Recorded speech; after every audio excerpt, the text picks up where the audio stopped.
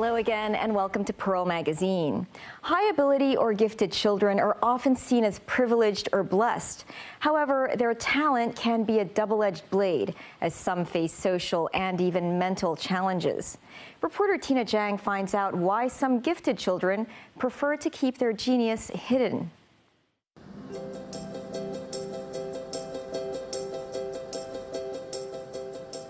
I started painting when I was 4. It's very free that you can draw anything you want. Like you left in some space, it isn't a blank where, it's where you can imagine it.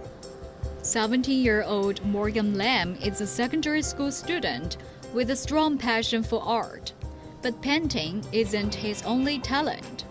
My elective in my school is mathematics and then also physics. I love just doing some maps and solving some equations. I like to discover more stuff that I haven't learned about or I didn't really know about that. Instead of just doing some flat research on the surface, I like to go into deeper and try to make something by my own. From a young age, Morgan had an aptitude for science and high intellectual ability. Being gifted is like your brain is like a browser and you open many tabs at the same time and you can think a lot of stuff at the same moment. He became a member of the Hong Kong Academy for Gifted Education during primary school. Founded by the Education Bureau, the Hong Kong Academy for Gifted Education was established in 2008.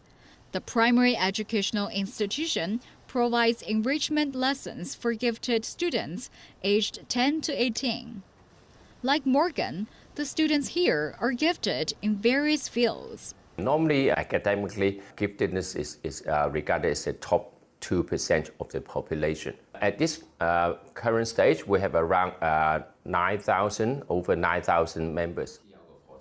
G.B. Wong, the executive director of the academy, has encountered many exceptionally gifted students here.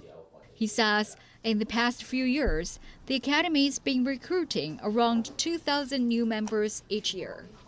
For most of our students or members, they have to go through a screening test. They have to be gifted or talented in a certain discipline. Okay, it can be in mathematics or in languages, in science, and so on. We even have students who took their DSC maths exam at the age of 9. Okay, and plus with the high scores. 2-3 years ago, we have a high school student who is very interested in accountancy. He actually took and passed the professional accountancy exam, both the Hong Kong exam and overseas exam, before he reached the age of 15. We have a student who just finished writing her first science fiction novel, 300 pages long. Traditionally, an IQ score of 130 or above is considered high IQ, but Wang says that giftedness is now increasingly assessed with other criteria as well. These include specific academic strength, creative thinking, talents in visual and performing arts, and also leadership skills, etc. Maybe like group projects, I might take a leadership type role and I'll assign tasks for them, but that doesn't really change anything between us. I would still listen to their opinions. They are my friends, and then help them be a better version of themselves, be good together.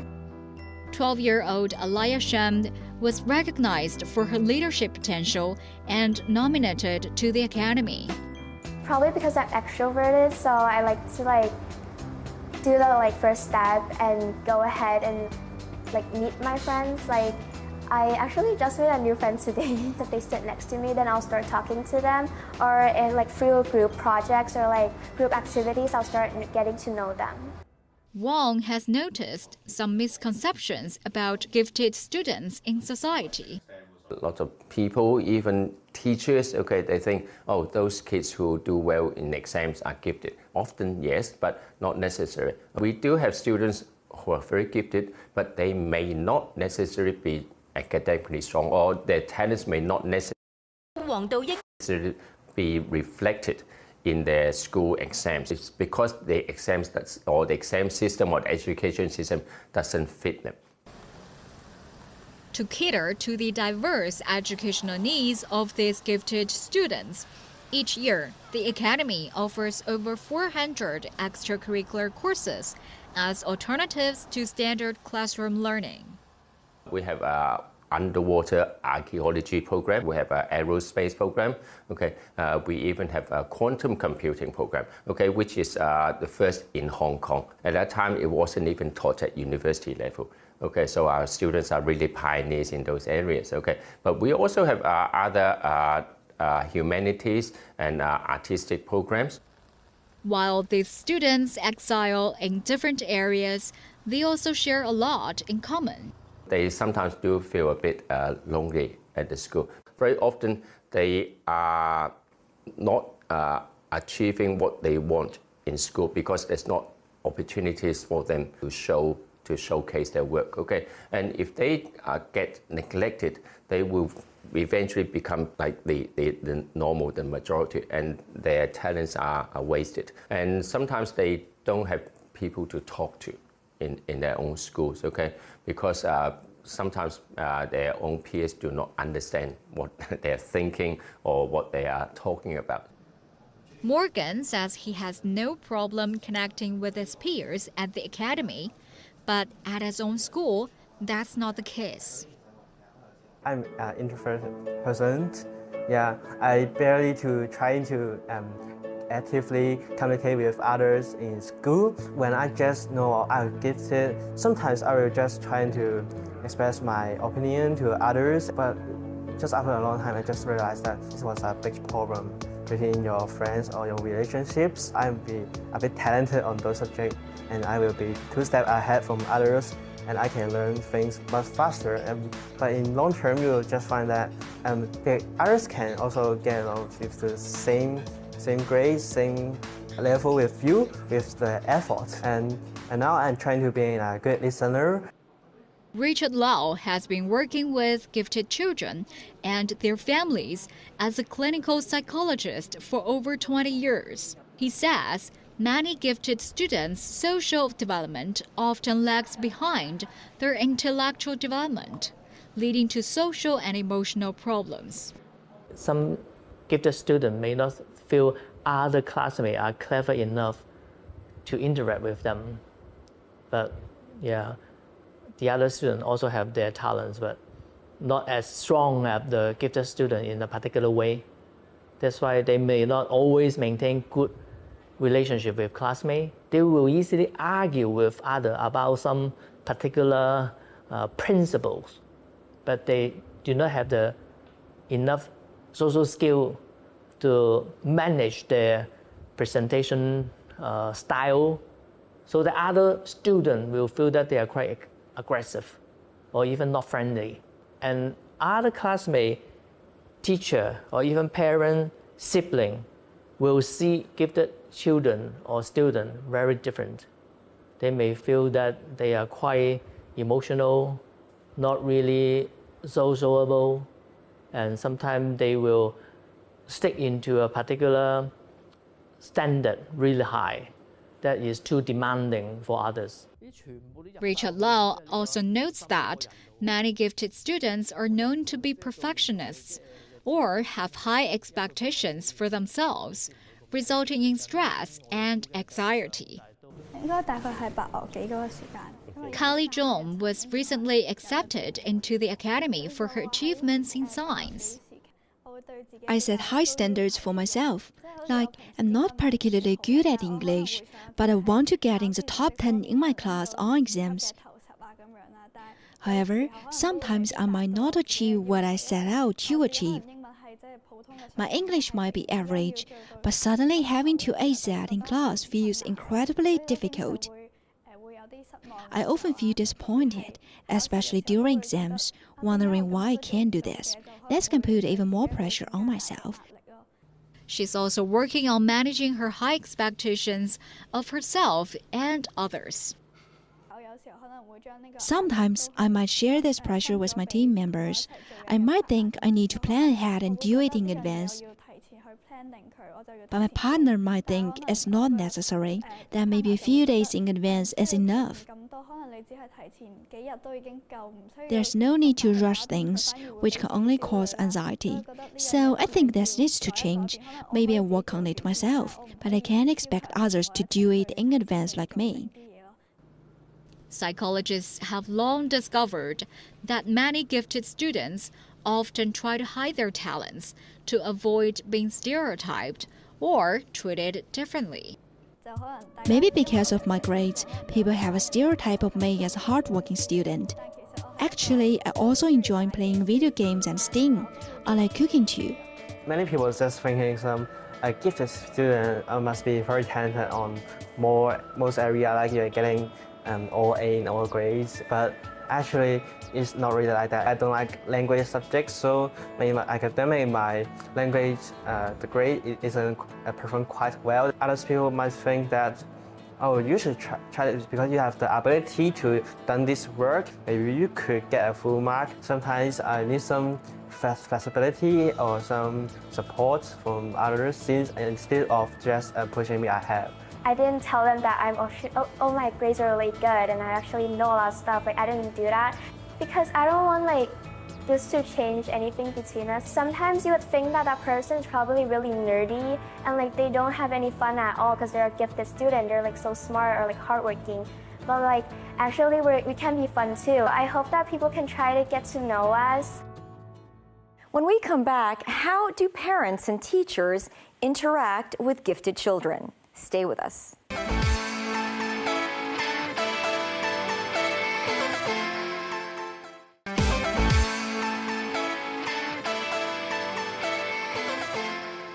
Welcome back to Pearl Magazine. Research indicates that if gifted children aren't properly identified or educated, they might perform worse than their average peers, with their talents never revealed. Pearl Magazine's Tina Zhang finds out how teachers and parents can interact with these children to best bring out their talents and the type of education that can help strengthen their gifts.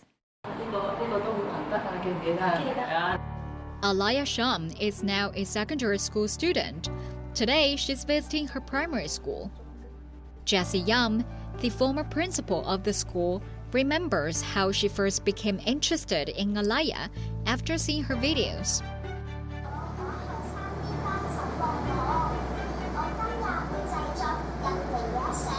She spoke very clearly, very well presented, and at that time she was only a little girl in P3, so that caught my attention. She believes that Alaya's talent was easy to identify because she's well-rounded.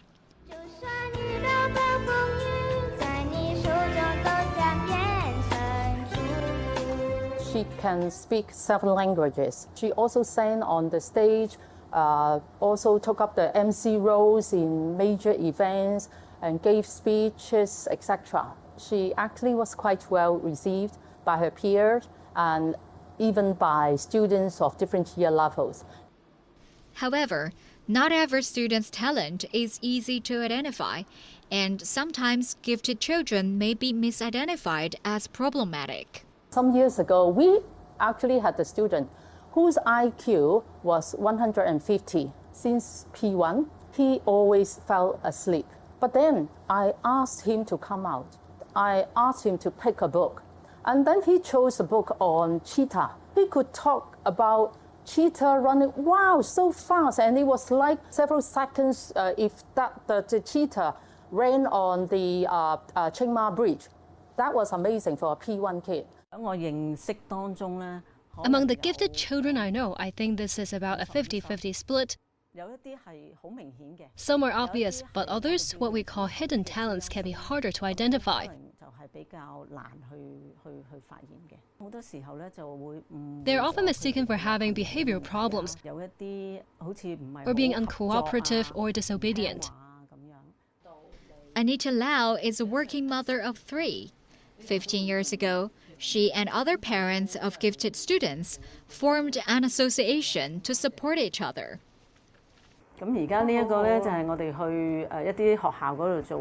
Parent sharing.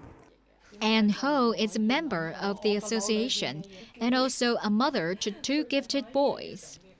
跟住佢喺學校都俾老師話佢，哇！呢個仔太要求高啦，有啲覺得挑戰咯。幼稚園嘅班主任就同我講。The kindergarten teacher once told me, "Your child is special. Other children see a circle and think of a ball, but your son thinks it's the globe." He said this child is something else. Anne later found out that her son has a high IQ, which also caused challenges at school.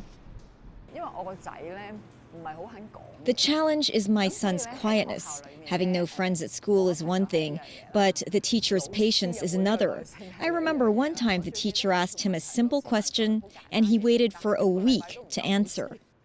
And it's not just the teacher. Parents sometimes also find it hard to interact with their genius children.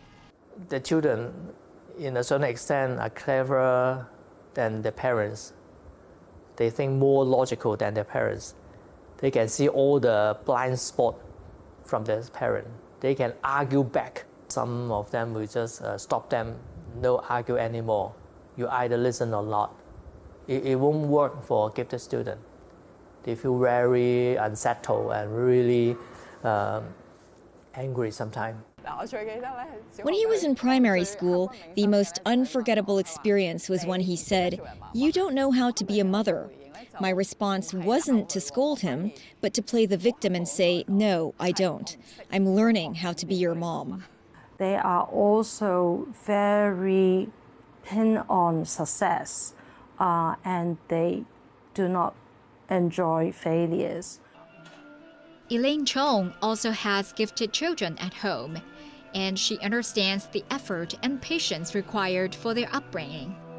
I remember the tears running down his face when he lost a football game. It's always up and down and bittersweet, mainly because of the intensity of their emotions and the need to fulfill their broad range of curiosity and capacity to learn. And I also find it challenging to develop a good learning attitude for them, especially with their Ferrari brain. Elaine's children have shown a wide range of interests since childhood, and finding diverse extracurricular activities for them has been a real challenge. My eldest son, and he came up with spiders and insects, and he would be able to name all of them and actually draw very detailed picture of these insects. And my youngest son, he would be able to speak in Japanese, African language, and German, and even Russian at home to actually impress me, and Italian too. My household is very, very chaotic. I have guitar practicing at home while, we have piano practice at the same time. So it is a bit of a handful to actually meet the needs and also cope with the schoolwork, because they all go in different pace and it's not always a straight line. While having a gifted child is a blessing, Anita Lau says that it also presents significant challenges for parents who often feel they lack sufficient resources and support. Many schools have gifted education, very common now, offering so-called extracurricular activities or after-school enrichment courses. But unfortunately, these programs are fragmented and lack a coherent curriculum.